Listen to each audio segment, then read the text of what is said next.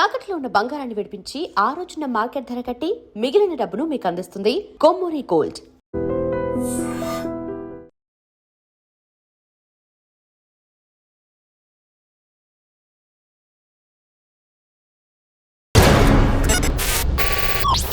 Welcome to I dream.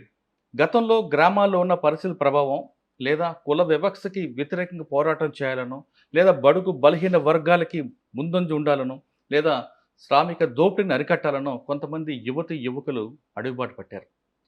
అడవులకు వెళ్ళి కాలానికి వాళ్ళు వ్యతిరేకంగా, అంటే ఏ కాలం అయినా సరే ఆ కష్టాన్ని అనుభవిస్తూ కుటుంబాలకు దూరంగా త్యాగాలు చేస్తూ వాళ్ళు చాలా కాలం అడవిలో పనిచేశారు. వాళ్ళు ఆ విధంగా పనిచేపట్టే ప్రభుత్వాలు కూడా కిందకు వచ్చి పేద ప్రజల కోసం మౌలిక సదుపాయాలు కల్పించడం కాకుండా చాలా కార్యక్రమాలు చేపట్టారు. ఆ విధంగా వెళ్ళిన వారు కొంతకాలం తర్వాత వ్యక్తిగత కారణాలతోనూ, లేదా పార్టీతో విభేదాలతోనూ, లేదా మరో ఇతర కారణాలతో బయటకు వస్తుంటారు. ఆ విధంగా పరిచయం చేసే వారిలో ఈ వారం మన గెస్ట్ మీకు ఎవ్వరికి కొత్తగా పరిచయం చేయలేని వ్యక్తి. ఎందుకంటే భావజాలం అభిమానులందరూ కూడా ఆయన పేరు చాలా చక్కగా అర్థమవుతుంది. మావోయిస్టు పార్టీ ఉద్యమం 60 సంవత్సరాలు అయితే ఆయన అందులో 45 సంవత్సరాలు పనిచేశారు.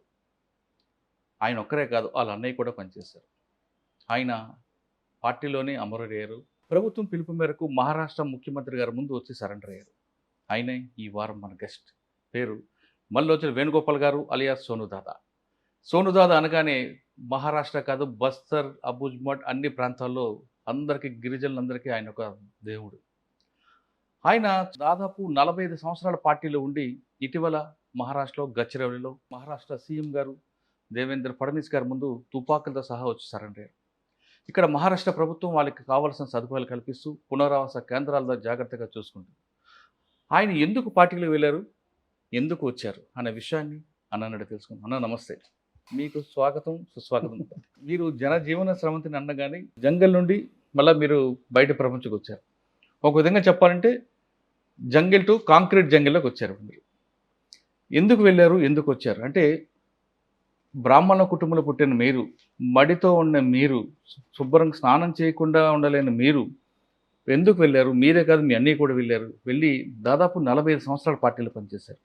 45 సంవత్సరాలు పనిచేసిన మీరే మిడిమిడి జ్ఞానంతో నేను చేసిన కొన్ని తప్పుల వల్లే ప్రజలు మాకు దూరం అయ్యారని మీరు ఒక లేఖను విడుదల చేశారు. ఆ విధంగా రాయడం వల్ల ఇప్పటికే పార్టీలో వేలాది మంది త్యాగాలు చేశారు, ప్రాణాలు కోల్పోయారు. అంటే వాళ్ళ ప్రాణాలకు విలువ లేదని కొంతమంది అంటున్నారు. మీరేమంటారు? వాళ్ళందరినీ కాపాడుకోలేకపోయామనేటువంటి ఒక తపనతోటి, వాళ్ళందరినీ రక్షించుకోలేకపోయామనేటువంటి ఒక అపరాధ భావనతోటే ఆ రకంగా రాయాల్సి వచ్చింది. వాస్తవంగా ప్రపంచాన్ని, దేశాన్ని, మారుతున్న పరిస్థితుల్ని సవ్యంగా అర్థం చేసుకోగలిగి ఉంటే విప్లవోద్యమంలో త్యాగాలు చేయడం అనివార్యం. త్యాగాల్ని శంకించడం లేదు, త్యాగాల్ని ఎత్తిపడుతున్నాం.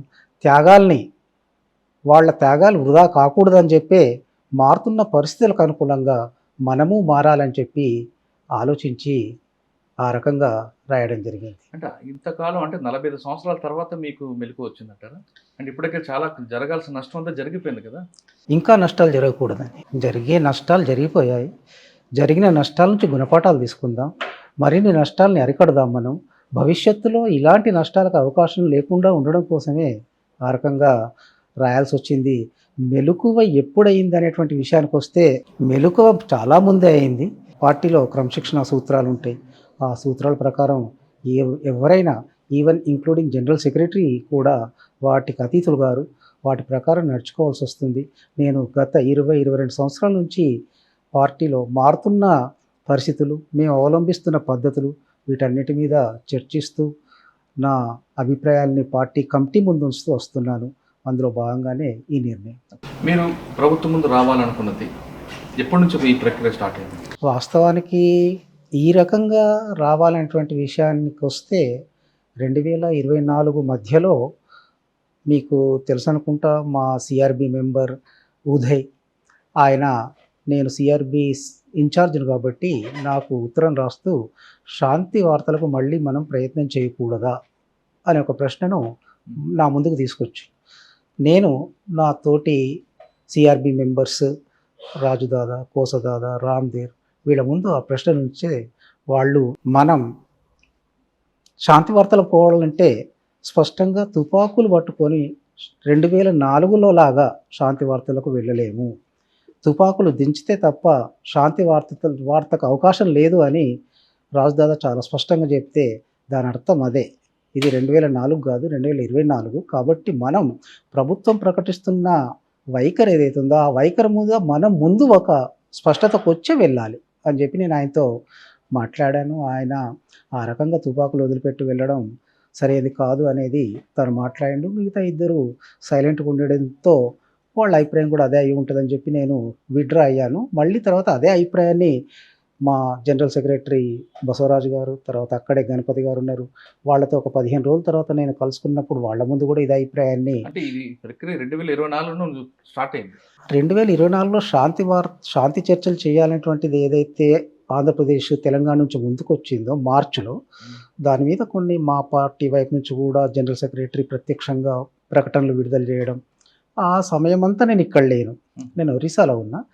నేను అక్కడి నుంచి వచ్చిన తర్వాత వాళ్ళు కొనసాగించినటువంటి ప్రక్రియను ముందు తీసుకుపోవడంలో భాగంగా నవంబర్లో నేను దాన్ని సిఆర్బి ముందు, పీబీ ముందు అంటే చర్చించాను. మీరు చర్చలప్పుడు అంటే మీ శాంతి చర్చలు చేద్దామన్న సమయంలో బసవరాజు గారితో పాటు గణపతి గారు కూడా అక్కడే ఉన్నారా? ఎస్, మేము ముగ్గురం ఉన్నాం. మేము మొత్తం ఇక్కడ ఉంది నలుగురం. ముప్పాల గణపతి, ముప్పాల లక్ష్మణరావు గారు. గణపతి గారు అంటే ఆయన ఇంకొకరు లేరు కదా పార్టీ. ఆయనే ఉన్నారండి. ఆయన సైలెంట్గా ఉన్నాడు. ఇక తను బసవరాజు గారి సెక్రటరీ కాబట్టి ఆయనే మాట్లాడిండు. వద్దు సోను, మనం తుపాకులు దించి చర్చలకు పోయేటువంటి విషయాన్ని నువ్వు ఆలోచించకూడదు. నాకు రాజుదాదా ఇన్ఫామ్ చేసిండు, చెప్పిండు విషయం. కాబట్టి మనం అట్లా ఆలోచించకూడదు. మనం అనుకున్న విధంగా నువ్వు ప్రస్తుతానికి వెళ్ళి చాలా జాగ్రత్తగా ఒరిస్సాలో ఉండి మన సర్క్యులర్ను ఒరిస్సాలో వివరించి నువ్వు రావాలి. కానీ ఒకప్పుడు సాయుధ పోరాటం ద్వారానే మనం సాధించవచ్చు అన్న నమ్మిన మీరు ఇప్పుడు సాయుధ పోరాటం అవసరం లేదని ఎలా మీరు భావిస్తారు? ఒకప్పుడు అదే అన్నాం, మారిన పరిస్థితుల ప్రకారం ఇది అంటున్నాం. కాబట్టి పరిస్థితుల్లో వచ్చిన మార్పే ఆ మార్పు ప్రధానమైన కారణం, మరేమీ లేదు. కానీ సమాజంలో చాలా రకాల మార్పులు వచ్చాయి, ప్రభుత్వం చాలా డెవలప్మెంట్ చేస్తుంది, కింద వరకు వస్తున్నాయి. కానీ మీరు అభివృద్ధికి వ్యతిరేకులుగా అనేది ఒక ముద్ర పట్టుకుంది. ఆ ముద్ర నుంచి బయటపడడానికి మీరు ఏమైనా ఆలోచించారా? అభివృద్ధిని రకరకాలుగా వ్యాఖ్యానిస్తున్నారు, ఎవరి వ్యాఖ్యానం వాళ్ళది. కానీ సమాజంలో వచ్చే మార్పులు మీరు ఎందుకు గుర్తించలేకపోయారు? గుర్తించడం కాబట్టి వచ్చింది. అది ఇప్పుడు ఇన్ని సంవత్సరాలు అంటే చాలా మంది చనిపోయిన తర్వాత మీరు గుర్తించారు. అంటే పోలీసుల వైపు చనిపోయారు, ఇటు మీ వైపు కూడా చనిపోయారు కదా. ఇంతమంది ప్రాణత్యాగాల తర్వాత మీరు గుర్తించారా? ఇప్పటికీ గుర్తించలేదు కదండి. ఇప్పుడు నన్ను ఇప్పుడు కొంతమంది ఇంకా ద్రోహులు అని చెప్పి సాయుధ పోరాటానికి తాత్కాలికంగా విరమణ ప్రకటించడం, దీన్ని మొత్తంగానే సాయుధ పోరాటాన్ని విరమించడంగా, దీని నుంచి వైదొలగడంగా, ఇంకా రకరకాలుగా తెలంగాణలో తెలుగు సమాజంలో ముందుకు వస్తున్నటువంటి కొన్ని వాదనలు ఏవైతున్నాయి మీరు చూస్తున్నారు. కాబట్టి ఇంకా ఇప్పటికీ గుర్తించడం లేదు కదా. అంటే వాళ్ళు మిమ్మల్ని వ్యతిరేకించడం, మేము ద్రోహి అన్నం వెనక వాళ్ళు చాలామంది మీరు ఎవరైతే మీ మీద ఆరోపణలు చేస్తున్నారో ద్రోహి అంటున్నారు, వాళ్ళు కూడా చాలా కష్టాలు పడ్డారు, ఆర్థికంగా నష్టపోయారు, శారీరకంగా నష్టపోయారు. కొంతమంది కిడ్నాప్ చేయడం, తలలు గుండు కొట్టించడం, వాళ్ళ మీద కేసులు. వాళ్ళు మిమ్మల్ని ప్రొటెక్ట్ చేయడానికి బయట తిరుగుతుంటే మీరు ఈ విధంగా రావడాన్ని వాళ్ళు జీర్ణించలేకపోతున్నారు అన్నది. సరే, వాళ్ళు ఎందుకు అంటున్నటువంటి విషయం ఇక్కడ మనకు చర్చ కాదు. ఎందుకంటే పరిస్థితులు మారినాయి. మారిన పరిస్థితుల్లో మేము ఈ నిర్ణయం తీసుకున్నాం. కాబట్టి ఇప్పటికీ వాళ్ళతోటి నా విజ్ఞప్తి ఏంటంటే, పార్టీ పరిస్థితులకు రావడానికి వెనుక దారితీసిన పరిస్థితులు ఏంటి, మీరు అవి ఆలోచించండి, అవి విశ్లేషించండి. నేను అందరి కోసం ఒక 22 పేజీల డాక్యుమెంట్ రాశాను. దాంట్లో నేను చాలా ముఖ్యమైనటువంటి సమస్యలనే ప్రస్తావించాను. మీరు కూడా టెక్మల్స్తో వాటన్నిటిని చర్చించారు. కాబట్టి ఏంటంటే ఆ విషయాలను ముందు మీరు మాట్లాడండి, whether it is correct or not. ఆ విషయాన్ని మీరు చెప్పండి. అంతే తప్ప ద్రోహులను, కోవట్లను, ప్రభుత్వంతో కలిసిపోయారనో, ఇంకా ముఖ్యమంత్రితో ఒప్పందాలు చేసుకున్నారనో ఇటువంటివి కాదండి అసలు. సాధారణంగా మీ పార్టీలోనే బయటకు వస్తే వాళ్ళందరూ ద్రోహులు అనడం మీరు కూడా గతంలో ఉన్నారు కదా చాలా మంది. అదే, ఎందుకంటే బయటికి వస్తున్నటువంటి వాళ్ళు ఒక్క విప్లవోద్యమానికి ద్రోహం చేయనటువంటి దాన్ని దృష్టిలో పెట్టుకొని ప్రజలను వదిలిపెట్టి వెళ్ళడం గురించి మేము ఆ మాట అన్నటువంటిది వాస్తవే. కానీ ఇవాళ మారుతున్న పరిస్థితుల్లో ప్రజల మధ్య ఉందాం, ప్రజలకు దూరం అవుతున్నాం, మనం ప్రజలను వదిలి వెళ్ళకూడదు. కాబట్టి మరో రూపంలో ప్రజల మధ్యకు వెళ్దాం. అలా వెళ్ళడానికి మనకి ఇవాళ కాన్స్టిట్యూషన్ మన చేతిలో ఉంది. దాన్ని మనం ఆధారం చేసుకొని ప్రజల మధ్యకు వెళ్దాం, ప్రజలకు దూరం కాకూడదు అనేటువంటి ఒక తపన, ఆరాటం నుంచి నేను ఆ రకమైనటువంటి నిర్ణయానికి ఒకప్పుడు మీరు భారత రాజ్యాంగం పెట్టుబడిదార రాజ్యాంగం అనే విమర్శించేవాళ్ళు. ఇప్పుడు అదే భారత రాజ్యాంగాన్ని మీరు ఏ విధంగా సమర్థిస్తారు?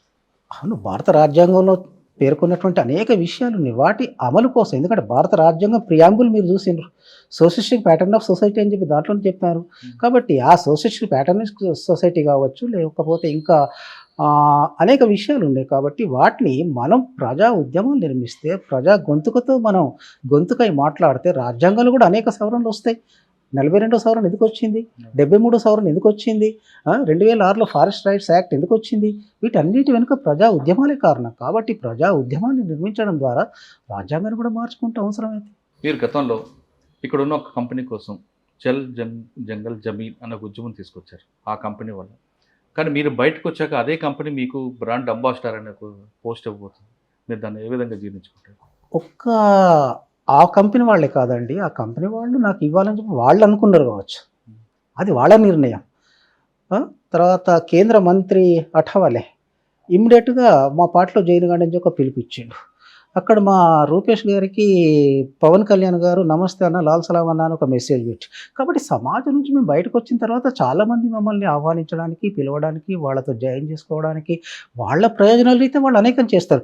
మేము అది చెయ్యన్నా లేదా అనేది మేము ఆలోచించుకుంటాం కదండి. మా వైపు నుంచి వచ్చినప్పుడు అది తప్ప ఒప్ప అనేది మీరు డిసైడ్ చేయండి, మీ అభిప్రాయం చెప్పండి, అంతే తప్ప ఎవరు ఏమన్నారంటే దానికి offer I'm responsible for it.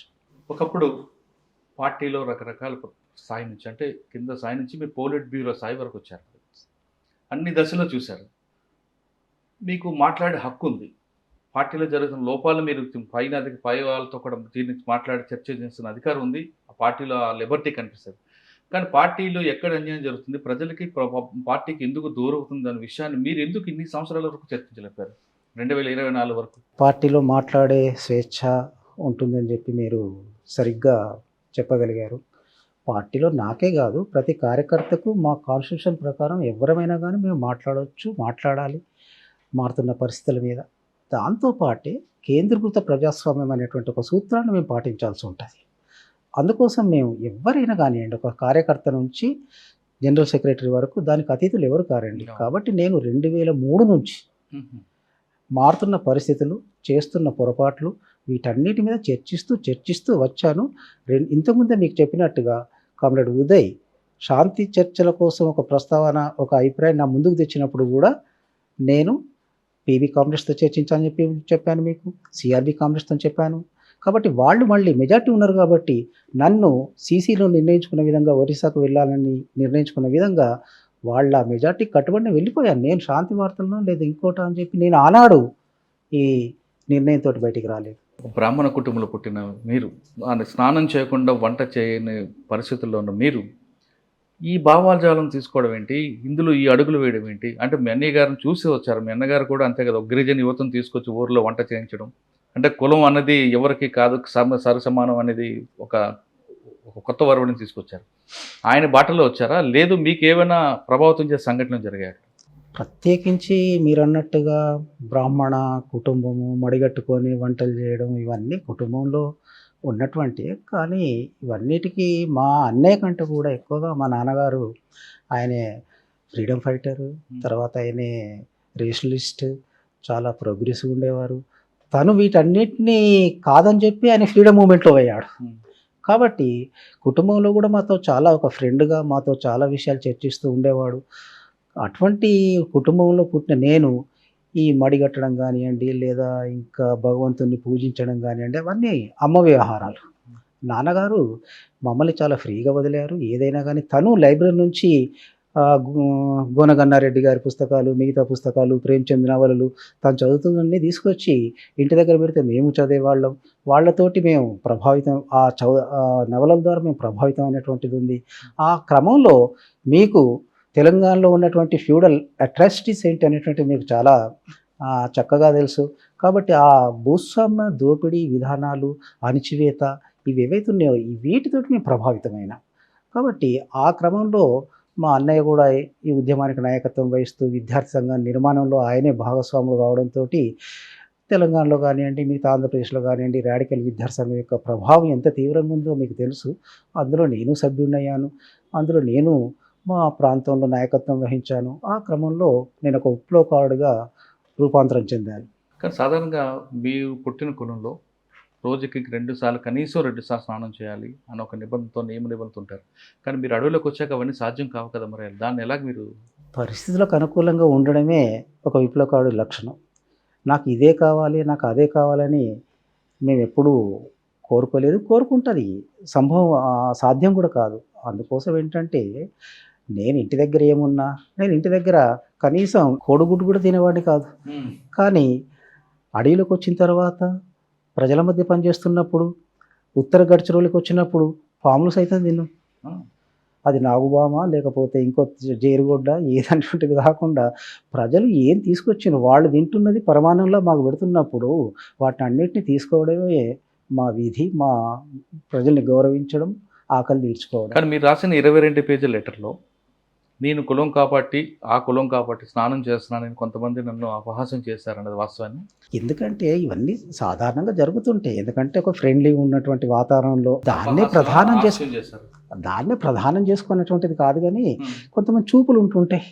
అవకాశం ఉన్నప్పుడు నేను స్నానం చేస్తా, చేయాలని ప్రోత్సహిస్తా. మా దళంలో ఉన్నటువంటి ప్రతి వాళ్ళని చేయాలని చెప్పి నేను ప్రోత్సహిస్తా. నేను మా పార్టీలో ఒక కోటా సిస్టమ్ ఉంటుంది. ఆ కోట ప్రకారం మంత్లీ ఒక సబ్బు ఇవ్వాలన్నటువంటిది ఉంటుంది. నేను మా దళంలో 2 సబ్బులు కూడా అలాట్ చేసేది. ఎందుకంటే శుభ్రత చాలా అవసరం ఎవరికైనా. కానీ పార్టీ వద్దనదు, మార్క్సిజం వద్దనదు శుభ్రంగా ఉండడం. మేము ప్రజలకు పోయి ఏం చెప్తాం? శుభ్రంగా ఉండండి అని చెప్తాం. వాళ్ళకి చెప్పే ముందు మేము ఉండాలి కదా. కాబట్టి అందులో భాగంగానే తప్ప మరొకటి కాదండి. దాన్ని ఎవరో కొద్దిమంది చూస్తున్నప్పుడు, కొంత ఫ్రెండ్లీగా ఉన్నప్పుడు ఇట్లా చూడడం ద్వారా ఆ చూపులు అర్థమవుతుంది. సార్ మీరు అన్నయ్య గారు మీ కిషన్జీ దాంట్లో వచ్చారు లోపలికి అంటున్నారు. కిషన్జీ గారు మరణం అప్పుడైనా అనిపించిందా ఇంటికి వెళ్దామని, లేదా కంటిన్యూ అవుదాం? ఇంకా మరింత పట్టుదలగా పోరాడాలనిపించింది తప్ప ఆ సమయంలో ఇంటికి వెళ్ళాలనేటువంటి ఆలోచనే కాదు. నన్ను చాలా ప్రభావితం చేసింది. జీవితంలో నేను విప్లవ ఉద్యమంలోకి వచ్చిన తర్వాత 82లో అడవిలోకి వచ్చిన తర్వాత 2011 వరకు అసలు నాకు ఏం జరిగినా కానీ విప్లవోద్యమంలో సహజం అనేటువంటిది ఉంది తప్ప ఆ 3 రోజులు నేను అసలు కోలుకోలేకపోయాను. నా కంటికి దుఃఖం రావడం బహుశా అదే మొదటిసారి. కిషన్జీ గారు మరణం మనందరికి కూడా మనం హిందువులం కానీ ఎవరికైనా రక్త సంబంధం గొప్పదా, వర్గ సంబంధం గొప్పదా అని అడుగుతుంటాను. మీలాంటి వాళ్ళందరికీ నేను ఎక్కువగా అడిగేది క్వశ్చన్ అది.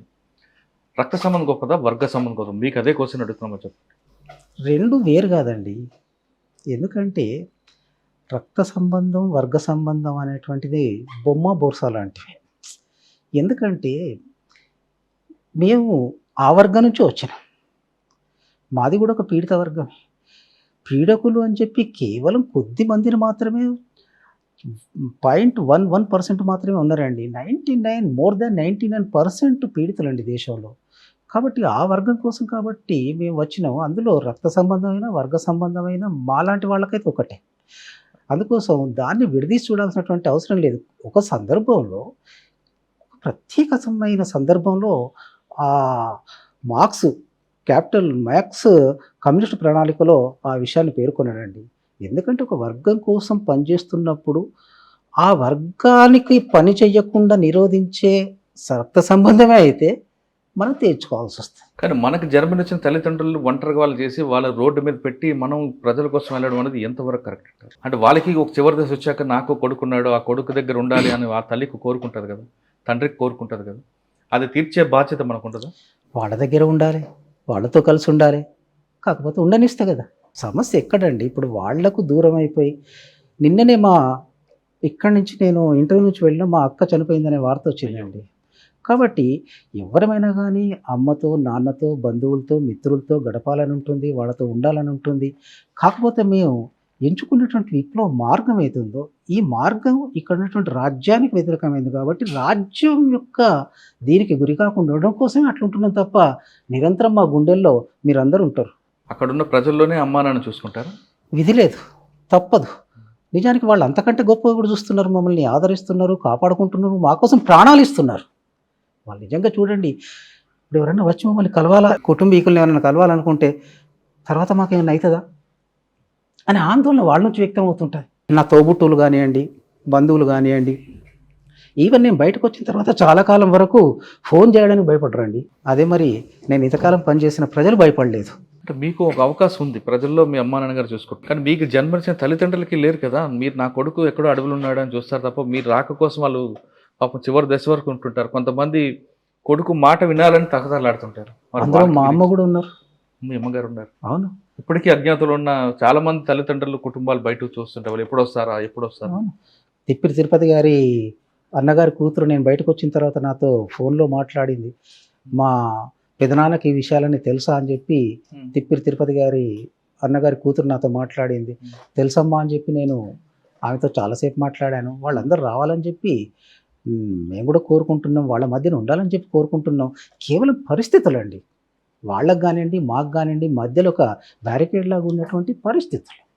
ఆ పరిస్థితులు లేకపోతే మేమందరిలాగానే ఉంటాం. మేము మానవాతీతులం కాదు కదండి. తిప్పరి తిరుపతి అలియాస్ దేవ్జీ మీరు చివరిసారికి ఎప్పుడు చూసారు, ఎప్పుడు కలిసారు? నేను ఆయనతో చాలా కాలం పనిచేశాను. ఆయనే ముందు వచ్చినప్పుడు నేను ఆయనకు డీసీగా వ్యవహరించాను. సిరోంచులో ఆయన పనిచేసినప్పుడు నేను ఆయన చివరిసారిగా అంటే జస్ట్ 2024 ఆగస్టు జూలై 10 నుంచి ఆగస్టు 13 వరకు మేము కలిసి ఉన్నాం. సర్క్యులర్ రాసుకున్నాం. ఆ సర్క్యులర్ని అక్కడ ఉన్నటువంటి మా సీసీ మెంబర్స్తో చర్చించినాం. అప్పుడు మేమంతా 4 పీబీ మెంబర్లం, 5 సీసీ మెంబర్లు, 9 మంది కలిసి ఉన్నాం. ఆగస్టు 13 కట్ల విడిపోయినట్టు. 2024 ఓకే.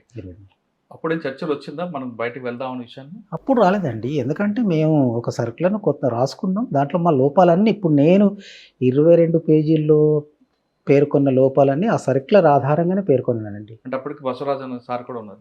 4 పీబీ మెంబర్స్ ఉన్నాం మేము. 4 పీబీ మెంబర్స్ ఉన్నాం. ఇది ఎక్కడ జరిగింది? మాడ్లో.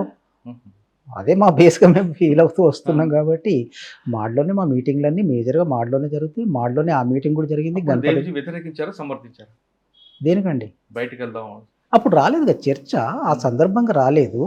నేను పదే అదే చెప్తున్నా. నేను 2024 నవంబర్లో చర్చలకు పోదామనే ప్రతిపాదన వచ్చిన తర్వాత చర్చలకు వెళ్ళాలంటే ఆయుధాలు దించకుండా సాధ్యం కాదు అనే విషయం కామ్రేడ్ రాజుదాదా చర్చించినప్పుడు అంతే. ముందు మనం ప్రభుత్వ వైఖరి ఏంటో దానిపైన ఒక స్పష్టతను ఏర్పరచుకున్న తర్వాతనే వెళ్ళాల్సి ఉంటుంది అనేటువంటి. తుపాకులు పట్టుకొని బయటకు వచ్చారు. తుపాకులు అంటే పార్టీ ఆసి ప్రభుత్వం కాదు, తుపాకులు పట్టుకొని బయటకు వెళ్ళడం కొంతమంది వ్యతిరేకిస్తున్నారు. మీరేమంటారు? తుపాకులనే ప్రధానంగా చూసేవాళ్ళు, మనుషుల ప్రాణాలు, విప్లవోద్యమం యొక్క గమ్యం, మారుతున్న పరిస్థితుల్ని అర్థం చేసుకోలేకపోతున్న వాళ్ళు, లేదా అర్థం చేసుకున్నప్పటికీ ఆ దిశలో బయటికి చెప్పలేకపోతున్న వాళ్ళు ఆ రకంగా మాట్లాడుతున్నారు. కానీ మేము ప్రజలు ఏది కోరుకుంటా సాధిస్తారండి. ముందు మాకు తుపాకులు లేవు కదా. తుపాకులన్నీ ఉద్యమంలో వచ్చినాయి. మళ్ళీ ఉద్యమం చేయాలనుకున్న వాళ్ళు తుపాకులు కాదు మిసైల్స్ సాధించుకుంటారు. కానీ పార్టీ నుంచి బయటకు వచ్చే వాళ్ళు సాధారణంగా చేతుకున్న వాచి కూడా ఇచ్చి వస్తుంటారు కదా. మరి మీ తుపాకులు తీసుకురావడం కరెక్ట్ కాదని మరికొంతమంది వాదన. అసలు పార్టీ అంటే అసలు మేము కాదనుకుంటున్నారా? పార్టీ అంటే ఎవరండి? ప్రజలు. పార్టీ అంటే సరే ప్రజలు అనేది పక్కకు పెడదాం. పార్టీ అంటే మేమందరం సెంట్రల్ కమిటీ నుంచి మొదలు పెడితే ఏసీ వరకు, పిఎల్జే సభ్యుల వరకు వాళ్ళు పిఎల్జేలో వస్తారు. పార్టీ ప్రతి కార్యకర్త పార్టీ సభ్యుడండి. పార్టీ అంటారండి వాళ్ళను. కాబట్టి మేము వందలాది మంది వచ్చినాం. మేము పార్టీ కాదా? పార్టీ అంటే ఎవరు అనుమతి తీసుకొని రావాలి? పార్టీలో ఒక పద్ధతి ఏంటి? ఒక విషయాన్ని, భిన్నాభిప్రాయాన్ని చర్చించడం అనేటువంటిది ఒక పద్ధతి. పార్టీలో మేము ఆ పద్ధతిని అనుసరించిన తర్వాత ఈ విషయాలపైన ఏకీభావం ఉన్న వాళ్ళందరూ మేము బయటకు వచ్చినాం. ఏకీభావం లేని వాళ్ళు ఉండిపోయినారు. ఓకే. వాళ్ళు పార్టీ, మేము పార్టీ. తుపాకులు తీసుకొని ప్రభుత్వం దగ్గరకు వచ్చారు. దాన్ని ఎవరు వ్యతిరేకించట్లేదు. కానీ పార్టీకి సంబంధించిన కొంత ఆస్తి ఉంది, కొంత డాక్యుమెంట్స్ ఉంటాయి, కొన్ని డంపులు ఉంటాయి, కోట్లాది రూపాయలు క్యాష్ ఉంటుంది, కేజీలు కొద్ది బంగారు కూడా ఉంటుంది. మరి ఇవి కూడా ప్రభుత్వం దగ్గర తీసుకురాకుండా మీరు ఎందుకు అక్కడ ఇచ్చి వచ్చారు? ఎందుకంటే ప్రభుత్వం దగ్గరికి రావడానికి, ఎందుకంటే పార్టీ నుంచి మేము బయటకు వస్తున్నప్పుడు తుపాకుల్ని వదిలిపెడుతున్నాం, తుపాకులు వదిలిపెట్టాల్సిన పరిస్థితి వచ్చింది అనేటువంటి విషయాన్ని మేము తేల్చుకున్నాం. కాబట్టి విషయం అంతా సాయుధ పోరాటంతో, డాక్యుమెంట్లతోటో లేదా డబ్బులతోటో లేకుంటే మీరు అన్నట్టుగా బంగారు నిధులతోటో సమస్య పేచీ లేదండి. కాబట్టి మేము నిజాయితీగానే అవన్నీ మేము పోరాడుకుంటాం, మీరు వెళ్ళండి అనేటువంటి అవగాహనతో ఉన్న వాళ్ళకి అప్పచెప్పొచ్చు. మీకు పోరాడుకోవడానికి డాక్యుమెంట్లు కావాలి, మీకు పోరాడడానికి బంగారం కావాలి, లేదా డబ్బులు కావాలి, నిధులు కావాలి. అయితే ఆయుధాలతో పోరాడుకోకండి, పరిస్థితులు మారినాయి అని చెప్పి మేము ఆయుధాలు పట్టుకొని వచ్చినాం. మిగతాన్ని వాళ్ళకి అప్పగింపొచ్చు. ఎంతవరకు ఇచ్చొచ్చు ఉండొచ్చు? ఎందుకంటే నేను ఒరిస్సాకు పోతున్నప్పుడే మా సెక్రటరీ గారు అవన్నీ సతీష్కి అప్పచెప్పి పోవాలని చెప్పి అన్నారు. ఎందుకంటే నేను మళ్ళీ ఎవరైనా కానీ ఉద్యమంలో ఉన్నప్పుడు, పనులలో ఉన్నప్పుడు, దూర ప్రాంతం పోతున్నప్పుడు అవన్నీ నాకే తెలుసు కాబట్టి మళ్ళీ వస్తానో రానేటువంటి గ్యారంటీ లేదు కాబట్టి ఇచ్చిపోవాలంటే మేము అంత ఇచ్చొచ్చినాం. అప్పటికి నా దగ్గర 6 కోట్లు 6 కిలోల బంగారం ఉండేది. అవన్నీ పార్టీకి అప్పగించి నేను అంటే అక్కడ లోకల్గా ఉన్నటువంటి క్యాడర్కి అప్పగించి నేను ఒరిస్సాకి వెళ్ళాను. అంటే మీ దగ్గర 6 కోట్ల క్యాష్ 6 కేజీల బంగారం ఇది మీరే క్యారీ చేసేవారా లేదా ఎక్కడ దాన్ని డంప్లో పెడతారా ఎలా తీసుకెళ్తుంటారు? అంటే మూవ్మెంట్ ఒక దగ్గర ఉండదు, పార్టీ మూవ్ అవుతుంటుంది ఒక దగ్గర నుంచి ఇంకో చోటుకి. ఈ 6 కేజీలు 6 కోట్లు నగదు తీసుకొని తిరుగుతుంటారు. బంగారం అంటే ఎక్కడ పెట్టుకోవచ్చు? బంగారం పెట్టుకునేది, డబ్బులు కూడా భూమాత ఒడిలో దాచిపెట్టి. ఇదంతా ఎవరికి ఇచ్చారా మీరు వస్తున్నప్పుడు? నేను పోతున్నప్పుడే, ఒరిస్సా పోతున్నప్పుడే ఇక్కడ మేము కొంతమంది నాతో ఉండేటువంటి సెక్యూరిటీ గార్డ్స్ని మేము 2 భాగాలుగా చేసుకొని కొంతమందిని తక్కువ మందితో నేను ఒరిస్సా వెళ్ళినా. మిగతా వాళ్ళు ఇక్కడ ఉన్న నా క్యాడర్కే అప్పగిస్తే వాళ్ళు రూపేష్ గారికి అప్పచెప్పారు. నేను ఉన్నప్పుడే కొంత బసవరాజు గారికి కూడా ఇచ్చాను. సార్ సాధారణంగా సెంట్రల్ కమిటీ మెంబర్ల దగ్గర ఎంతవరకు ఉంటుందండి డబ్బులు? ఎవరి దగ్గర మీ ఒక్కరి దగ్గర కదా, అందరి దగ్గర ఉంటుందా? మీ ఒక్కరి దగ్గర ఉంటుంది? ఎవరి దగ్గర అట్లా ఉండదండి. ఎవరి అవసరాల కోసం వాళ్ళ మీటింగ్ లోపలనే నాకు ఈ సంవత్సరం కోసం ఇంత ఇవ్వండి అని చెప్పి బడ్జెట్ను సెంట్రల్ కమిటీ ముందే ప్రవేశపెడతారు. నాకు ఇంత కావాలి ఇంత కావాలి ఇంత కావాలనేది. పార్టీలో మెజార్టీగా డబ్బు నేను కోస్దాదే మెయింటైన్ చేసేది. ముందు నుంచి కూడా మేమే దాదాపు 40 ఏళ్ళుగా పార్టీ బ్యాంక్ నాదేనండి. సార్ పార్టీకి ఆర్థికంగా నిధులు ఎక్కడి నుంచి వస్తుంటాయండి? రకరకాల రూమర్స్ ఉన్నాయి, బయట బెదిరిస్తారని ఒకసారి, కొంతమంది కంప్లైంట్లు ఇస్తాయని. ఇదంతా వాస్తవమేనంటారా? మా పార్టీ కాన్స్టిట్యూషన్లో మేము రాసుకున్నామండి పార్టీకి నిధులు ఏ వైపు నుంచి రావాలని. పార్టీ సభ్యత్వ రుసుము ఉంటుంది, పార్టీకి లేవీ వస్తుంది, పార్టీకి ట్యాక్సులు వేస్తుంటాం. ఆ రకంగా పార్టీకి నిధులు సమకూరుతుంటాయి. ఇవాళ పార్టీ అడవుల నుంచి మేము పనిచేసే ప్రాంతాల నుండి వనరుల్ని తీసుకెళ్లే వాళ్ళు ఉంటుంటారు కాబట్టి వాళ్ళ మీద మేము ట్యాక్స్ విధిస్తుంటాం. ఆ ట్యాక్స్ నుంచి మాకు డబ్బు కలెక్ట్ అవుతుంది. ట్యాక్స్ విధించే హక్కు మీకు లేదు కదా? ట్యాక్స్ విధించే హక్కు అది ట్యాక్స్ విధించేది ప్రభుత్వానికి ఉంటుంది, మీకు ఎక్కడి నుంచి వస్తుంది? మేము మాది ప్రభుత్వం అని చెప్పి ఫీల్ అయినాం కదా. ఓకే, సమాంతర ప్రభుత్వం అంటారు అనేది మేము జంతన సర్కార్ అనేది ఎప్పుడైతే ఏర్పాటు చేసినామో, మేము జంతన సర్కార్ని ఏర్పాటు చేసినాం కాబట్టి అక్కడ మేము మా ప్రాంతంలో పనిచేసే వాళ్ళ మీదనే వేసినాం. బయట వేస్తేనేమో నిజంగానే అనుకోవచ్చు మాకు హక్కు లేదు, వాడు ఎవడు ఇవ్వడు కూడా, వాడు బయట వేసేది ఉంటే. అంటే జంతన సర్కార్ సమాంతరం ప్రభుత్వాన్ని నడుపుతాం ఛత్తీస్గఢ్తో పాటు ఈ ప్రాంతంలో అన్నారు. అదే జంతన సర్కారు నిర్మాణంలో లోపమా, లేదు ఎందుకు ఆర్గనైజ్ కరెక్ట్ చేయడం లోపమా, ఎందుకు ప్రజలకు దూరం ఏది వచ్చింది? ఒకప్పుడు స్టార్టింగ్లో బాగుంది జంతన సర్కార్ ఛత్తీస్గఢ్ ఆ ప్రాంతంలో, క్రమేపీ అది ఎందుకు విస్తరించలేకపోయింది? నిర్మాణ లోపం అంటారా, లేదా అక్కడ ఉన్న ఆదివాసీలు దాన్ని వ్యతిరేకించారా? నిర్మాణ లోపం కానివ్వండి, లేదా ఆదివాసులు వ్యతిరేకించడం మాటే లేదు. ఏదైనా కానీ పార్టీ అనేది ఒక తల కదండి, కాబట్టి ప్రతిదాన్ని అది ఏ రకంగా నడిపిస్తుంది అనేది ఆధారపడి ఉంటుందండి. ఇవాళ బయట మీరు రాసిన లెటర్లోని ఆధార్ కార్డు వద్దని వ్యతిరేకించడం కానీ, లేదా జంతన సర్కార్ స్కూల్లో 7వ క్లాస్ చదువుకున్న బాబుకి ప్రభుత్వం ఇచ్చిన స్కూల్లో సీట్ లేకపోవడం కానీ, ఇవన్నీ మీరు విశ్లేషించారు. అదంతా వాస్తవం అంటారా? నేను రాసిన 22 పేజీలు మీరు చూసిండ్రు కాబట్టి అవి అడుగుతున్నారు, అది స్వాభావికమే. మేము 2020లో ప్లీనోలో ఫైనల్ చేసిన పీవార్ను కూడా మీకు నేను ఇస్తా, అది కూడా చూడండి. రేషన్ కార్డులతో సహా వ్యతిరేకించడం దాంట్లో రాసుకున్నామండి. నేను చెప్పింది ఒక్కటి కూడా నా బుర్రలో పుట్టింది కాదు. కానీ ప్రభుత్వంలో కొంతమంది అధికారుల మీద బలవంతంగా రాయించారనేది ఒక ఆరోపణ. అందుకే అంటున్నా కదండి, 2020 ప్లీనోలో జరిగిన రివ్యూ మీకు ఇస్తాను. నేను అప్పుడు ప్రభుత్వంతో కానీ అధికారులతో కానీ నాతో రాయించా కానీ ఇవన్నీ ఏవి ఉండవు. నేను సిసి రివ్యూ చేసిన పీవార్ మీకు ఇస్తా, డీకేహెచ్ఎస్సి రివ్యూ చేసిన పీవార్ మీకు ఇస్తా. అవన్నీ అందుబాటులో ఉన్నాయి, బయట నెట్లో ఉన్నాయి, వివిధ సోర్సుల ద్వారా వాళ్ళకి బయటికి వెళ్ళినాయి. మేమంతా పార్టీలో ఉండంగానే అవన్నీ బయటికి వెళ్ళినావు. వాటన్నిటికీ ఆధారాలు ఉన్నాయండి. ఏదో గాలి వాటి కబుర్లుగా నేను అవి చెప్పింది కాదు, అవన్నీ రాసింది కాదు. మేము చాలా పొరపాట్లు చేశామండి. దూరంగా ఉండి చాలా మీరు మీ జీవితంలో సగంగా పూర్తి యవ్వనవంతంగా పార్టీకి ఇచ్చారు. అటువంటి మీరు బయటకు వస్తే మిమ్మల్ని ద్రోహి అని ఎవరనంటే మీకు బాధ అనిపించదా? బాధ అనిపించదండి, ఎందుకంటే బాధపడడం ఎందుకు? నేను నిన్నటి వరకు ఒకళ్ళని అన్నా కదా ద్రోహి అని చెప్పి, పార్టీ నుంచి వెళ్ళిపోయిన వాళ్ళని ద్రోహి అని చెప్పి నేను అన్నవాడిని. అయితే ఆనాడు ఉన్నటువంటి పరిస్థితుల్లో మేము ఆనాడు ఉన్నటువంటి మా అవగాహన ప్రకారం ఆ రకంగా మాట్లాడింది వాస్తవమే. ఇవాళ నేను బయటకు వచ్చిన తర్వాత ద్రోహి అని చెప్పి అంటున్నారు. కాబట్టి నేను వాళ్ళకి చేసే విజ్ఞప్తి ఏంటంటే, ఈ పరిస్థితి ఎందుకు వచ్చింది? ఇవాళ సరే ఇంతకుముందు మేము అన్నం అనుకుంటే ఒక్కరొక్కరు వ్యక్తులుగా పోయినటువంటి వాళ్ళు విప్లవోద్యమాన్ని వదిలిపెట్టిపోవడం, మమ్మల్ని అందరినీ వదిలిపెట్టిపోవడం, ప్రజల్ని వదిలిపెట్టిపోవడం పైన మేము వాళ్ళని ఆ రకంగా అన్నాం. ఆ తర్వాత మేము ఇప్పుడు రాసుకున్న దాంట్లో కూడా వాళ్ళు వెళ్ళడానికి కూడా మా రాజకీయ పరిస్థితులు కారణమై ఉంటాయనేటువంటి విషయాన్ని కూడా నేను మళ్ళీ అక్కడ జోడించిందండి ఇప్పుడు నేను రాసిన దాంట్లో. కాబట్టి ఏంటంటే వాళ్ళందరికీ నాది ఒకటే విజ్ఞప్తి అండి. అసలు పార్టీ ఈ పరిస్థితికి ఎందుకు వచ్చింది? పార్టీ లోపాలేంటి? నా యవ్వనాన్నంతా కాదు, నా జీవితాన్ని చాలా వరకు పార్టీ కోసం విప్లవోద్యమం కోసం చాలా మంది కూడా ఇచ్చారు కదా త్యాగం అదే చేశారు. వచ్చారు, ఇంకా వస్తున్నారు కదండి. అవును. ఇప్పుడు నిన్నగాక మొన్న దమ్తర నుంచి ఒక 10 మంది వచ్చారండి. కాబట్టి ఇప్పటికి అది కొనసాగుతూనే ఉంది. అసలు పార్టీ ఈ స్థితికి ఎందుకు చేరిందనేది మీరు ఆలోచిస్తారా? నన్ను ద్రోహి అని, కోవర్ట్ అని, ఫడ్నవీస్తో సంబంధాలు ఉన్నాయని, ఇంకెవరితో సంబంధాలు ఉన్నాయని చెప్పి నిందించుకుంటూ కూర్చుంటారా? కావాల్సింది ఏంటండి? కాబట్టి అసలు పార్టీ ఈ పరిస్థితికి ఎందుకు వచ్చిందనేది దయచేసి మీరు ఆలోచించండి, దయచేసి మీరు విశ్లేషించండి, విషయాన్ని విశ్లేషించి ప్రజల ముందు పెట్టండి. అది నేను వాళ్ళను కోరుకునేది, వాళ్ళకు విజ్ఞప్తి చేసేది. సార్ 1969 నుంచి తీసుకుంటే ఉద్యమం శ్రీకాకుళం అంటే ముందు లక్షల బరి నుంచి శ్రీకాకుళం రైతాంగ పోరాటం, తర్వాత ఉత్తర తెలంగాణ, నల్లమల, రాయలసీమ ఇవన్నీ ప్రాంతాలు విస్తరించింది. ఓ ఎర్ర జెండా అనేది 16 రాష్ట్రాల పండిన పార్టీ. అప్పుడు ప్రజలకు ఎదుర్కొన్న సమస్యలు మీరు గుర్తించేవారు, ప్రజలు కూడా మిమ్మల్ని గౌరవించేవారు. ఆ సతి నుండి ఈ సతికి రావడానికి కారణం మీరు అబుజ్మడ్ ఏరియాలో పూర్తిగా ఫిక్స్ అయిపోవడం, ఇదే ప్రపంచం అనుకుని మీరు ఉండిపోవడం వల్లే మిగతా చుట్టుపక్కల మైదాన ప్రాంత ప్రజలందరూ మీకు దూరం అయ్యారు.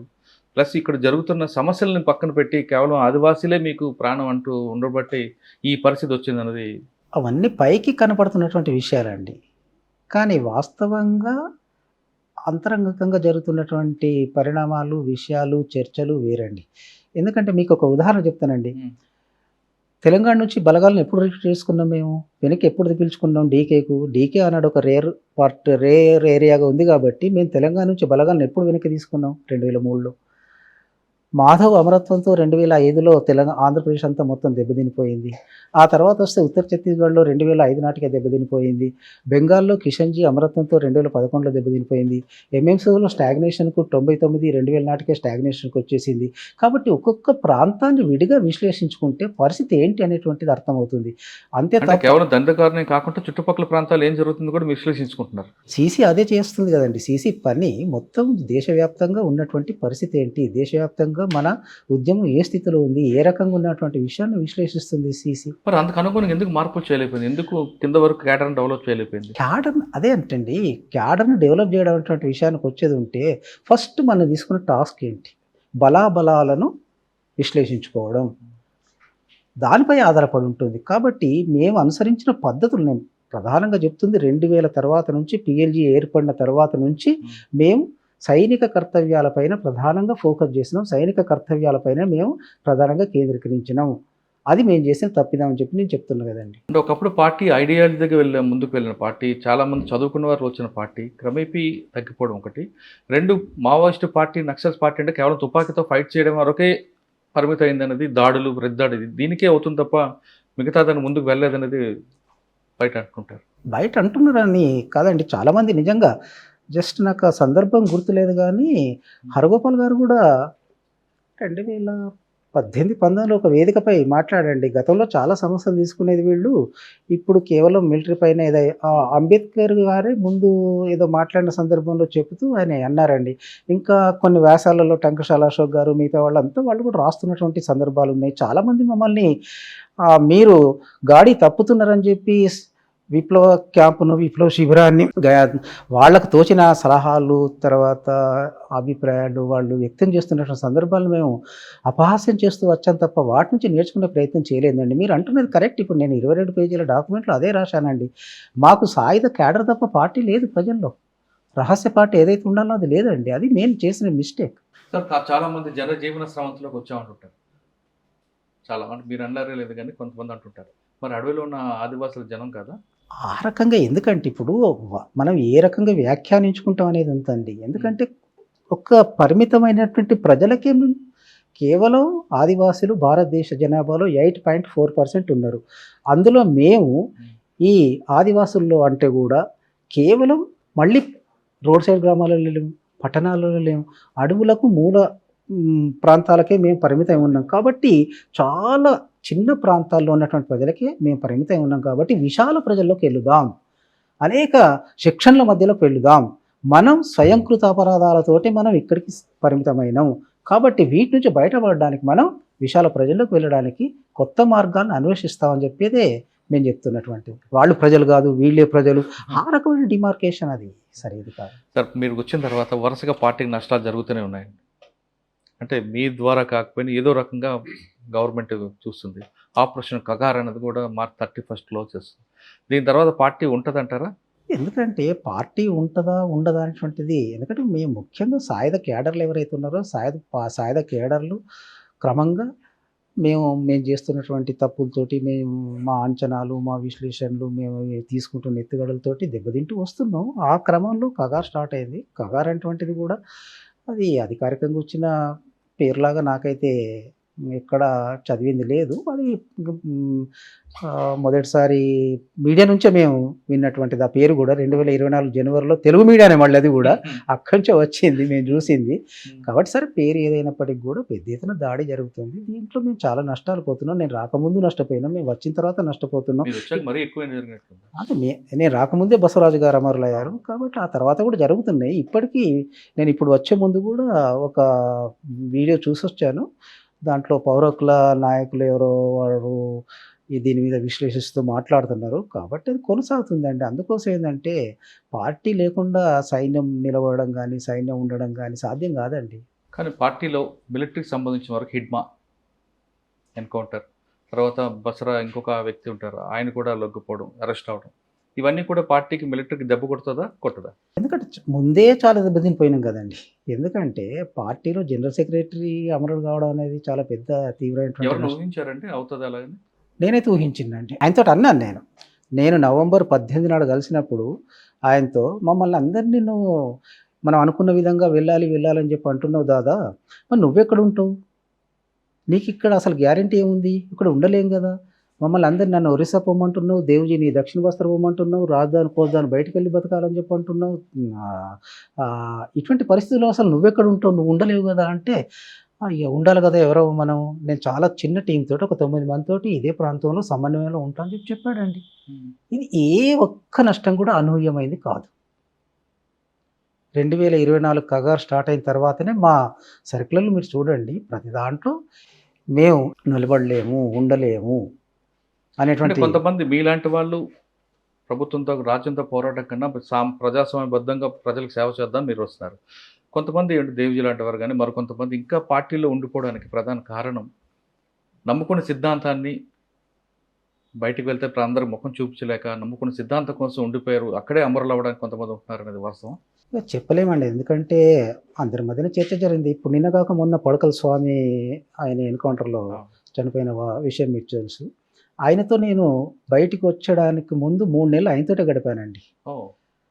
నన్ను చాలా అపారంగా ఆయన గౌరవించేవాడు, నాతో చాలా మంచిగా వ్యవహరించేవాడు, నా రక్షణ బాధ్యతలన్నీ ఆయనే తీసుకునేవాడు, అవన్నీ చేశాడు. కాకపోతే రాజకీయాల విషయాలకు వచ్చే వరకు చాలా స్పష్టంగా చెప్పేవాడు, దాదా నువ్వు చెప్తున్న తప్పులన్నీ ఉన్నాయి పార్టీలో, నేను ఒక్క తప్పు కూడా వ్యతిరేకించడం లేదు, ఇవన్నీ కరెక్ట్ మీరు చెప్పారు, కానీ ఆయుధం వదిలిపెట్టడం నేను సిద్ధంగా లేను అని చెప్పాను.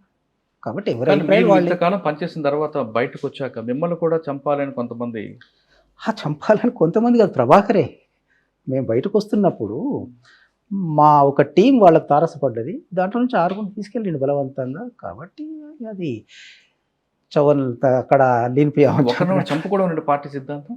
పార్టీకి సిద్ధాంతం అని చెప్పి అనుకున్నప్పుడు వాళ్ళు, నేను అక్కడ ఉన్నప్పుడే ఆయుధాలు వాళ్ళపైన దాడి చేసుకొని స్వాధీనం చేసుకోవాలనేటువంటి ఒక స్టేట్మెంట్ కూడా ఓపెన్గానే ఇచ్చిండ్రు. కాబట్టి దాడి చేయడానికి సిద్ధపడ్డారు వాళ్ళు, ఉండాలని చెప్పి అనుకున్నటువంటి వాళ్ళు. అది తప్ప ఒప్ప అనేటువంటిది బయట వాళ్ళు కూడా, నాతో అప్పటికీ లింకులు ఉన్నటువంటి వాళ్ళు, మేము దీన్ని చంద్రన్న దృష్టి తీసుకెళ్తాం, ఇలాంటి స్టేట్మెంట్ ఇవ్వడం ఏంటి, దుర్మార్గం అయిందని చెప్పి ఇవాళ నన్ను నిందిస్తున్న వాళ్ళే ఆ రోజు అన్నారండి. సార్ 45 సంవత్సరాల పార్టీలో మీకు బాగా గుర్తుండిపోయిన ఒక సంఘటన చెప్పండి. అంటే మీరు లక్ష్యం నెరవేరేయమని ఒకటి, 2 బయటకు వస్తున్నప్పుడు, అడవిని వదిలిపెట్టి వస్తున్నప్పుడు మీరు పడ్డ మానసిక క్షోభ. బయటికి వస్తున్నప్పుడు నన్ను ఇంతకాలం ఆదరించి, పార్టీని ఆదరించి, విప్లవోద్యమంలో భాగమైనటువంటి ప్రజల్ని వదిలిపెట్టి రావడం అనేటువంటిది ఒక బాధగానే ఉన్నప్పటికీ, మరో రూపంలో వాళ్ళ దగ్గరికి వెళ్తానటువంటి ధైర్యము, విశ్వాసము ఉంది. కాబట్టి మారుతున్న పరిస్థితులకు అనుగుణంగా వాళ్ళ కోసమే పనిచేయాలని చెప్పి అనుకున్నప్పుడు ప్రజల కోసం పనిచేయాల్సిన లక్ష్యంతో వచ్చాం కాబట్టి స్థితుల్లో మళ్ళీ వాళ్ళ దగ్గరికి మరో రూపంలో మరో రకంగా వాళ్ళ దగ్గరికి వెళ్తాననే విశ్వాసంతో మరో వచ్చాను. రూపంలో అంటే మరి మీరు ఒక పార్టీ పెడతారా, లేదా మాజీలు అందరూ కలిపి ఒక పార్టీ పెడతారా, లేదా ప్రభుత్వంలో పార్టీలతో కలిసి మీరు ప్రజాసంబద్ధంగా ముందుకెళ్తారు? ఇవి రేపు ఏ రకంగా చేస్తామనేటువంటిదో రేపు భవిష్యత్తులో తేల్చుకుంటామండి. కానీ ఎప్పటికైనా కానీ ప్రజల కోసమే పనిచేస్తూ వచ్చాము. కాబట్టి ఇవాళ మేము రాజ్యాంగబద్ధంగా ఇవాళ వాళ్ళకు ఉన్నటువంటి హక్కులు, 5th షెడ్యూల్లో పేర్కొన్నటువంటి హక్కులు, వీటన్నిటి కోసం మళ్ళీ ప్రజల దగ్గరికి బుల్లెట్ ద్వారా కాదు, బ్యాలెట్ ద్వారా మీరు వస్తారు. బుల్లెటు, బ్యాలెటు అనేటువంటి విషయాలు కాదండి ఇక్కడ. ఎందుకంటే ఆ విషయం కూడా అసలు ఎత్తుగడల పరమైనటువంటి విషయం అండి. బ్యాలెట్లోకి వెళ్తామా వెళ్ళామా అనేటువంటిది. కాబట్టి రేపు అవసరం ఏది ఉంటే మా పార్టీలో చివరి దశలో మేము దీన్ని యాక్సెప్ట్ చేశాను. అదొక ఎత్తుగడ. అవసరం అనుకుంటే పోతుంది లేదు. పార్టీలో కొంతమంది కామెంట్స్ చర్చను కూడా ముందే తీసుకొచ్చిండ్రు. కాబట్టి అది పెద్ద సమస్య కాదండి. కానీ ఏమైనా కానీ ప్రజా అవసరాల కోసం, ప్రజా సమస్యల కోసం మనం అనేక రూపాల్లో పోరాడాల్సి ఉంటుంది. అందులో బ్యాలెట్ ఒకటి అవసరమైతే. కాబట్టి అది కానీ సమస్య మీకు కాదు. ఒక క్వశ్చన్ అడిగారు, 45 సంవత్సరాల్లో మీకు బాగా నచ్చిన సంఘటన ఒకటి. చాలా సంఘటనలు ఉన్నాయండి. మళ్ళీ మనం కలుసుకున్నప్పుడు అవన్నీ పంచుకుందాం. మల్లోజుల వేణుగోపాల్ గారి ఇంటర్వ్యూ అనగానే చాలా మంది రకరకాల ప్రశ్నలు పంపారు. అసలు ఆయనకి ఎంతమంది అభిమానులు ఉన్నారు, దాని గురించితో పాటు ఏం క్వశ్చన్లు అడగాలని కూడా వాళ్ళు వాట్సాప్ చేశారు. ఒక్కొక్కటి క్వశ్చన్ సార్ అన్న అడిగి తెలుసుకుందాం. అన్న, మీ గురించి చాలామంది ప్రభుత్వం ఎదుట ఆయుధాలు పట్టుకుని లొంగిపోవాలి నిర్ణయానికి దారితీసిన పరిస్థితులు ఏంటి, ఎప్పటి నుంచి మీరు ఎలా పునరాలోచన పడ్డారు, ఏ విషయాలు మిమ్మల్ని ఈ నిర్ణయాన్ని తీసుకొని పురుకొల్పాయి, ఈ ప్రక్రియ ఎప్పటి నుంచి మొదలైంది, మొత్తం కాలం ఎంత పట్టింది? వాళ్ళందరికీ ముందు బ్రీఫ్గా. ధన్యవాదాలు. నా మీద అభిమానంతో, నా మీద విశ్వాసంతో వాళ్ళు ప్రశ్నలు అడిగారు. ఈ ప్రశ్నకు ఇంటర్నెట్లో 22 పేజీల డాక్యుమెంట్ ఉంది, అది చదవండి. ఓకే. నెంబర్ 2, సాయుధ పోరాట విరమణ అన్నారు. మరి ఇలాంటి పోరాటం చేస్తారు, చేస్తే మీ ఎజెండా ఏంటి, ఏ అంశాలు చేపడతారు, ఏ ప్రాంతంలో పనిచేస్తారు, ఎన్నికల్లో పాల్గొంటారా, ఇతర పార్టీలు కలిసి పనిచేస్తారా, ఎలాంటి పార్టీలతో మీరు కలుస్తారు? కొద్ది రోజుల్లో భవిష్యత్తులో మీకే తెలుస్తుంది. ఇంతకాలం జల్ జంగిల్ జమీన్ అనే కోసం పోరాటం అన్నారు. మరి ఇంతకాలం గచ్చిరోల ప్రాంతంలో లాయిడ్ కంపెనీ జల్ జంగిల్ జమీన్ నష్టం చెబుతూ మీ పోరాటం చేశారు. ఇప్పుడు ఆ లాయిడ్ కంపెనీకి మీ బ్రాండ్ అంబాసిడర్ పదవి ఇస్తానంటుంది. ఇంకా చాలామంది సరెండర్ క్యారియర్లకు ఆ కంపెనీ ఇప్పటికే ఉద్యోగాలు ఇచ్చిందని తెలుస్తుంది. దీన్ని ఎలా మీరు చూస్తారు? ఇందులో మీరు ఒపీనియన్? జల్ జంగల్ జమీన్ కోసమే పోరాడాల్సింది ఉంది. ఇప్పటికీ ప్రజలు పోరాడుతున్నారు. ఆ పోరాటాన్ని గత రూపంలో ముందుకు తీసుకెళ్ళలేకపోయాం. ఇప్పుడు దాన్ని మరో రూపంలో ముందుకు తీసుకెళ్ళడానికే రాజ్యాంగాన్ని చేతిలో పట్టుకున్నాం. నక్సలైట్లు ఉన్న చోట్ల అడవులు ఇంకా నష్టపోకుండా ఉన్నాయని ఓ రకంగా వాళ్ళే వాటిని కాపాడుతున్న అభిప్రాయం ఉంది. నక్సలైట్లు లేని చోట్ల మైనింగ్ కంపెనీలు, భారీ ప్రాజెక్టులు అడవుల వినాశానికి పాల్పడుతున్నాయనే విమర్శ చాలా కాలం ఉంది. దీన్ని మీరేమంటారు? కరెక్ట్. రైట్. ఈ ఉద్యమానికి ఓ 60 ఏళ్ళ చరిత్ర ఉందంటే అందులో మీరు 45 ఏళ్ళ పాటు స్వయంగా పనిచేశారు. పోలిట్ బ్యూరో స్థాయికి వచ్చారు. అలాంటిది మీరు చేసుకున్న విమర్శల్లో మిడిమిడి జ్ఞానంతో పనిచేశామని, ఇంకా చాలా తప్పులు చేశామని రాశారు. మరి కొన్ని వేల మంది చేసిన త్యాగాలకు ఇప్పుడు విలువ లేకుండా పోయినట్టేనా అనే ప్రశ్నకు చాలా మంది వేధిస్తుంది. దీన్ని మీరు? మా ఉద్యమమే మీ ముందు సాక్ష్యంగా ఉంది. ఇది వరకు చాలా మంది లొంగిపోయినట్టుగా, చాలా సామూహిక రాలేదు, ఇలా తుపాకీలు ప్రభుత్వానికి అప్పగించలేదు. కానీ మీరు ఇలా చేయడం వల్ల మిమ్మల్ని కొందరు ద్రోహులనే మాట్లాడుతున్నారు. తాజాగా అభయ్ విడుదల ప్రకటనలో మీపై తీవ్ర విమర్శలు ఉన్నాయి. మిమ్మల్ని దీనిపై మీ కామెంట్? చాలా బాధ్యతాయుతమైన చర్యగానే నేను భావిస్తున్నాను. ప్రభుత్వం నుంచి కొంత డబ్బు మీకు అందుతుందని చెప్తున్నారు. అది కోట్లలో ఉంటుందని అంటున్నారు. ఆ డబ్బును అమరుల కుటుంబానికి కోసం కానీ, ఆదివాసీల కోసం కానీ, లేదా మీ తదుపరి రాజకీయ సంస్థ నిర్మాణం కోసం ఖర్చు చేస్తారా? అవన్నీ చాలా అపోహలండి. మీరు చివరిగా ప్రశ్న, మీరు రచయితగా, కవిగా కూడా మంచి పేరు. ఇప్పుడు మీరు రచన చేయాలనుకుంటున్నారా? ఏదైనా పుస్తకం కానీ, నవల కానీ రాయిపోతుంది? నా కళానికి ఆకలి ఎక్కువ, కళాన్ని విరమించదలుచుకోలేదు. ప్రజాస్వామ్య పద్ధతుల్లో పనిచేస్తూ ఉంటున్నారు. మరి ఇప్పటిదాకా ఇది బూర్జువా ప్రజాస్వామ్యం అంటూ వచ్చారు కదా, అలాంటి ప్రజాస్వామ్య పందాలు మీరు ఏ సాధించాలనుకుంటున్నారు? అప్పుడు అలా అన్నారు కదా, ఇప్పుడు నిజమైన ప్రజాస్వామ్యం ఉందని భావిస్తున్నారు. ఉందా లేదా అనేది నా భవిష్యత్ ఆచరణలో తేల్చుకుంటాను. సార్, ఫైనల్కి వస్తున్నాను. మీరు వచ్చారు, ప్రజలకు వచ్చారు, సార్ సంతోషం. మీరు ఖచ్చితంగా మీకున్న పద్ధతిలో సాయుధ పోరాటం కాకుండా ముందుకెళ్ళి మరోసారి ప్రజలకు వెళ్తారని మేము కూడా ఆశిస్తున్నాం. అయితే ఇప్పటికే లోపల ఉన్న వాళ్ళందరికీ మీరు ఇచ్చే పిలుపేంటి? నేను ఇప్పుడనే కాదండి, ఎందుకంటే నేను లోపల ఉన్నప్పటి నుంచి కూడా జూన్ నుంచి దాదాపు ఆగస్టు నుంచి ఇప్పటి వరకు వాళ్ళకు ఒకే పిలిపిస్తున్నాను. నేను బయటకు వచ్చిన తర్వాత కూడా చాలా సందర్భాల్లో మెసేజెస్ విడుదల చేశాము. ఇప్పటికి కూడా వాళ్ళందరికీ చేతులెత్తి చెప్పేది ఏంటంటే, మీరంతా బయటికి రండి, పరిస్థితులు చాలా మారుతున్నాయి, మనం నష్టపోకూడదు, మీరంతా బయటికి రండి, ఇవాళ ఉన్నటువంటి పరిస్థితుల్ని మనం సదుపయోగం చేసుకుందాం, సద్వినియోగం చేసుకుందాం, ప్రజల మధ్యకు వెళ్దాం, ప్రజల నుంచి మనం ఐసోలేట్ అయిపోయినాం, మళ్ళీ ప్రజల మధ్యకు వెళ్ళడానికి మనం దీన్ని అవకాశంగా తీసుకొని మనం ప్రజల మధ్యకు వెళ్దామని చెప్పి నేను వాళ్ళకు చేతులెత్తి ఆహ్వానిస్తున్నాను, చేతులెత్తి పిలిపిస్తున్నానండి. ఇప్పటికీ అజ్ఞాతులను అందరూ కూడా ఖచ్చితంగా రండి, బయటకు వచ్చి మన ప్రజాస్వామ్య పద్ధతిలోనే మనం పోరాటం చేద్దాం అంటూ మల్లోజు వేణుగోపాల్ గారు అలియాస్ సోనుదాదా రెండు చేతులతో వ్యక్తి మరీ నమస్కరిస్తున్నారు. ఖచ్చితంగా బుల్లెటే కాదు, బ్యాలెట్ ద్వారా చాలా మార్పులు వస్తుంటాయి. మీరందరూ అజ్ఞాతులను అందరూ కూడా రండి, మీలాంటి వాళ్ళ త్యాగాల కోసం ప్రజలు కూడా వేచి చూస్తున్నారు. ఎంతోమంది మీ వెనుక వచ్చి ఖచ్చితంగా రాజకీయంగా వచ్చి ప్రజల కోసం పోరాటం చేసే మిమ్మల్ని ఆహ్వానించాడు కూడా సామాన్య ప్రజలు సిద్ధంగా ఉన్నారు. కాబట్టి మీరు ఖచ్చితంగా అడవుల్లో ఉండి మీ కుటుంబాలకు అన్యాయం చేయకుండా బయటకు రండి, ప్రజాస్వామ్యబద్ధంగా పోరాటం చేయండి, ప్రజల్లో మార్పు తీసుకురండి, కుల వ్యవస్థను పూర్తిగా నిర్మూలన వరకు మీరు కృషి చేస్తారని కోరుకుంటున్నాం. ఇది మల్లోజు వేణుగోపాల్ గారితో ఎక్స్చేంజ్ ఇంటర్వ్యూ. వచ్చే వారం మరొక ఇష్టం మళ్ళీ కలుద్దాం. అంతవరకు నమస్తే. థ్యాంక్ యూ వెరీ మచ్ అన్న.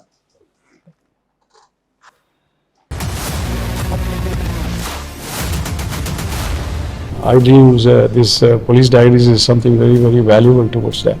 I must really appreciate Murali, your insights. iDreams founder and CEO చిన్న వాసుదేవ్ రెడ్డి గారితో మురళీధర్ క్రైమ్ స్టోరీస్ చాలా ఫేమస్ అయిపోయినాయి. Gautam Savan garu and Sanjana sir. Good. Well done. I congratulate him for doing so well, and I congratulate him his boss also. So well.